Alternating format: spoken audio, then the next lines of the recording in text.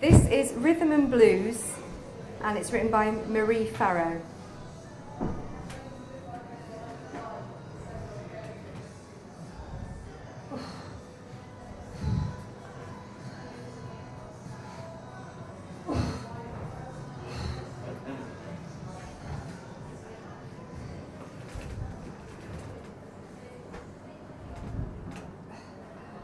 He's got me bent over the side of the bed again.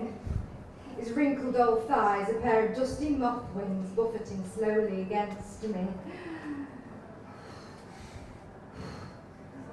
I can see his face in the mirror above the dresser. It looks strange around the mouth. That blue mottling like the children used to get as babies when they'd been fed and needed a good winding.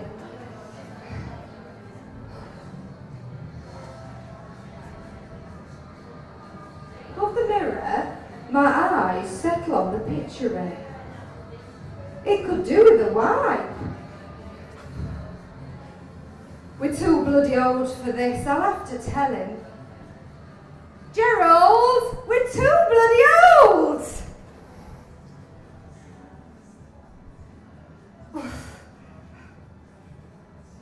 The grandchildren will be here tomorrow and we'll be run ragged keeping them all out of mischief. I don't want to knock him though. He's so fragile these days. He dropped 2 saucers when we were washing up yesterday. And lately the skin on his hands is papery, weather-stained and rubbed thin. I can see the bones underneath like a bird's. Oof. Those same hands are now resting gently on my pushed-up dress, the fingertips warm to a sheen.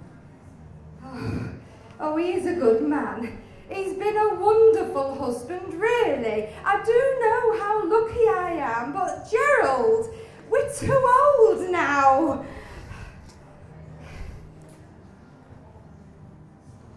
I wonder if Edna still has to put up with this. I could never ask, of course.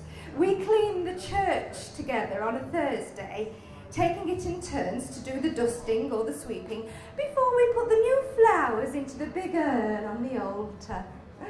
Takes us longer these days to get all the way down the pews, and she gets quite out of breath.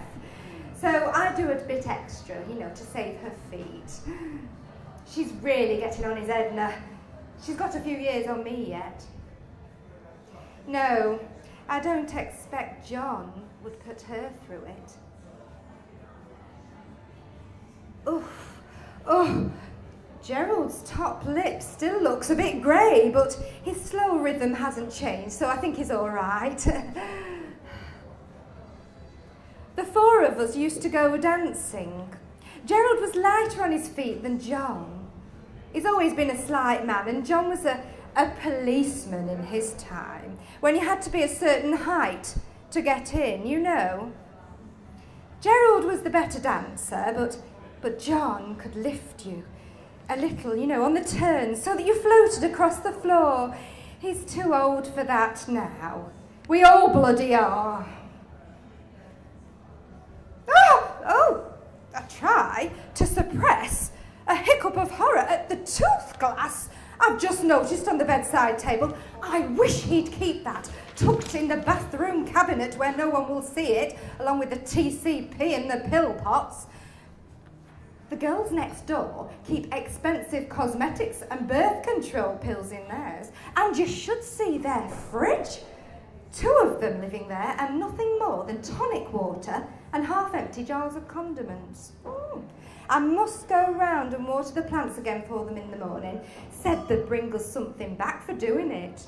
But I don't mind. They're nice girls, and I'm glad they have nice neighbours. They can trust us, when they go away. Not like some round here who've been being all their things.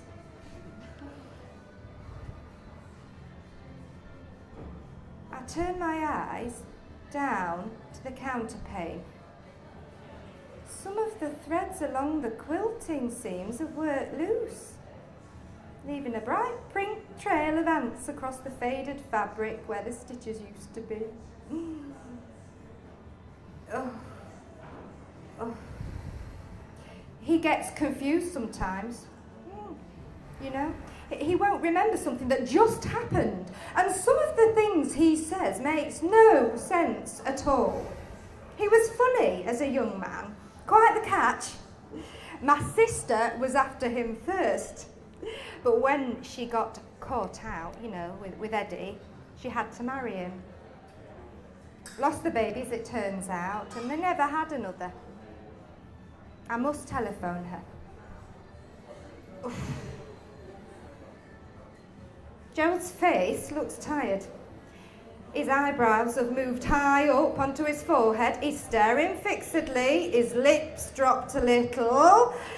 Gerald, dear, that's enough now. The moth wings stop their slow beat. I pat his hand. Shall I make us some tea?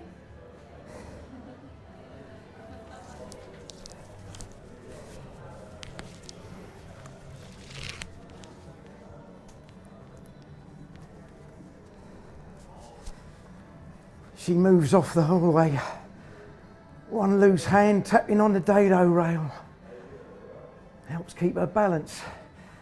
Tap, tap, tap on the wall as she goes, like a bee trapped inside a window. I hear her flip the kettle on, and I lower myself to the edge of the bed.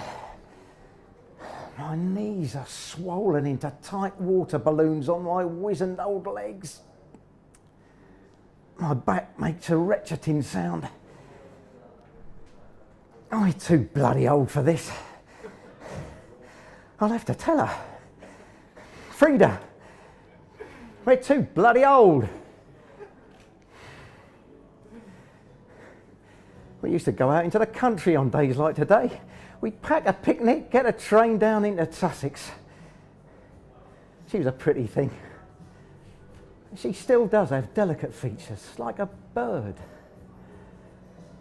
But her skin is thin, and her eyes seem set too far back in her head now. But then she was beautiful. We'd have half pints of cider in the pub at the station before heading back, tanned and young, full of the beat of life. I can hear her talking to herself in the kitchen. She's calm. She will be for a while. I'm here, Frida, love, I'm here, I murmur. There are so few of our friends left. She finds it harder and harder to focus these days. Gets stuck in the wrong decade for days at a time. Talking to her sister. Imagine the children are still little. John's much worse, of course. He never got over losing Edna. And he shouts a lot, swears and curses. Gets scared, tries to hide, plastering his face with his own huge hands and fighting them back off out of fear. It's rarely himself at all. Sometimes they put a jazz record on in the day room at the home and he'll shuffle round the chairs, broad smile across his face, grabbing a nurse if he can, dancing with the air if not. Oh, he had all the moves when we were young men. And he can still dance, if slowly. He's the only one left now. Him, Frida, and me. A rhythm, I think. For both of them, Frida and John, it anchors them somehow. Filters through to some part of them that still lives beneath the clouds. Pictures aren't straight on the shelf above the bed. I place my hands on my knees and push myself back to my feet, reaching up to put the frames back in line. The silver's tarnished a little and the photos have dimmed. Those angelic blonde heads. I run my thumb over their little faces, moving the dust in thick stripes. I don't keep on top of the housework these days. Frida's doesn't care anymore.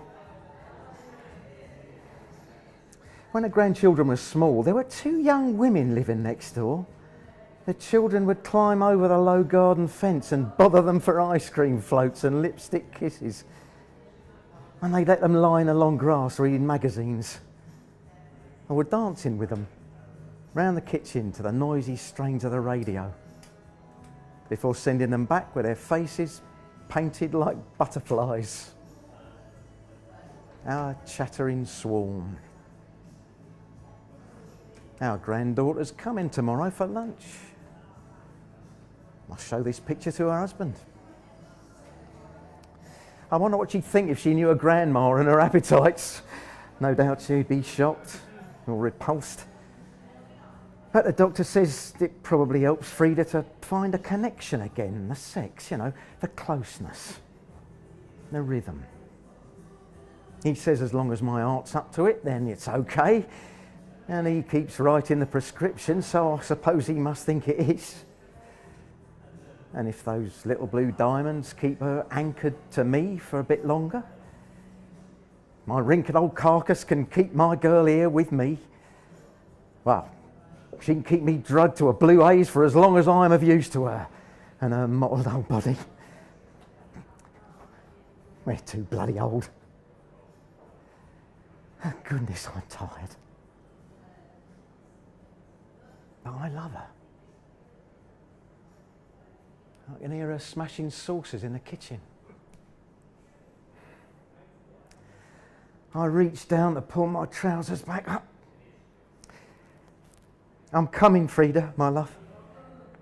I'm coming.